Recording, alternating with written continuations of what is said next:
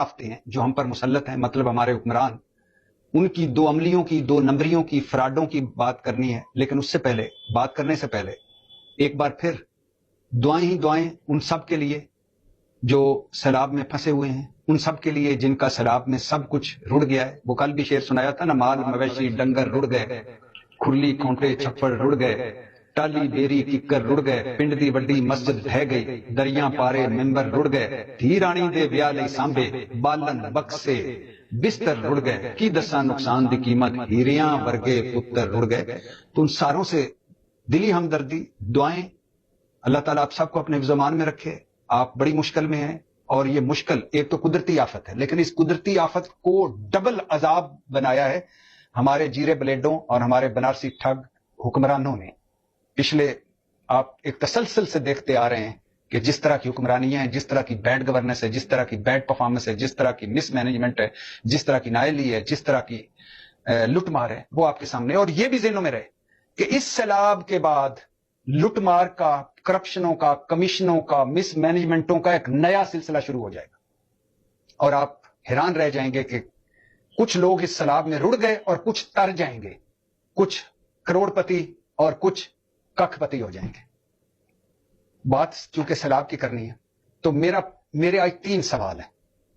پہلا سوال کہ دنیا کا کوئی عالم، کوئی دانشور، کوئی صاحب عقل مجھے یہ بتا سکتا ہے کہ کل مریم نواز دریائے راوی میں کشتی پر کیوں بیٹھی تھی؟ کشتی رانی کیوں کی دریائے راوی میں؟ کیوں؟ کیا وہ پانی کی بہت بڑی ماہر تھی؟ کیا ان کو یقین نہیں تھا کہ راوی میں پانی آیا ہوا، اس لیے انہوں نے کہا مجھے کشتی میں بٹھاؤ اور اندر لے جاؤ؟ یعنی علیم خان صاحب کے ساتھ، چیف سیکرٹری پنجاب کے ساتھ کشتی میں بیٹھنا، راوی کا ایک اندر ہی اندر ایک چکر لگانا اور چلے جانا، یہ کوئی وظیفہ تھا؟ ویسے تو سوشل میڈیا پہ آج کل وہ چل رہا ہے نا کہ مریم نواز صاحبہ کی کشتی کے ساتھ کہ وہ وظیفہ شاید ہو، جا پانی جا، جا پانی جا. جاپان سے آئی ہے نا، تو جا پانی جا. تو یہ کوئی وظیفہ تھا؟ کوئی دم تھا؟ یہ فوٹو شوٹ تھا؟ یا یہ پکنک تھی؟ یا یہ سیاسی دکھاوا تھا؟ یا یہ سستی شہرت کی ایک کوشش تھی؟ کوئی منطق اس کی بتا دیں. ایک ہوتا ہے نا کہ آپ کشتی میں بیٹھتے ہیں، کشتی میں بیٹھ کے دریا پار کرتے ہیں، دریا پار کر کے کسی بستی میں جاتے ہیں، سمجھ آتی ہے کہ وہ بائی روڈ نہیں گئی، بائی ایئر نہیں گئی، دریا چونکہ کشتی واحد ذریعہ تھی اس سڑک، اس بستی تک جانے کے لیے، ان سیلاب میں پھنسے ہوئے لوگوں تک پہنچنے کے لیے، تو لہٰذا وہ کشتی میں بیٹھی. وہ کشتی میں بیٹھی ہیں، یعنی وہ ایک چکر لگایا ہے دریا کے اندر اور واپس آ گئی ہیں، اور سارا کچھ شوٹ ہوا ہے اور اس کے بعد چلی گئی ہیں. تو دنیا کا کوئی دانشور، کوئی عقل مند آدمی مجھے یہ بتا سکتا ہے کہ یہ کیا تھا؟ دوسرا سوال، علیم خان صاحب کی پارک ویو سوسائٹی جو ہے وہ ڈوب گئی.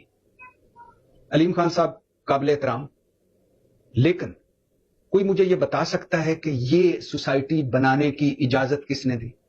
ذرا یہ پہلے عمران خان صاحب کا ایک کلپ سن لیجیے، علیم خان صاحب کے بارے میں وہ کیا کہہ رہے ہیں اور اس سوسائٹی کے بارے میں وہ کیا کہہ رہے ہیں. سنیے. 300 ایکڑ زمین لے لی راوی کے اندر، وہ لیگل کروانا چاہتے تھے، اور راوی کے بیڈ کے اوپر لیگل ہے زمین.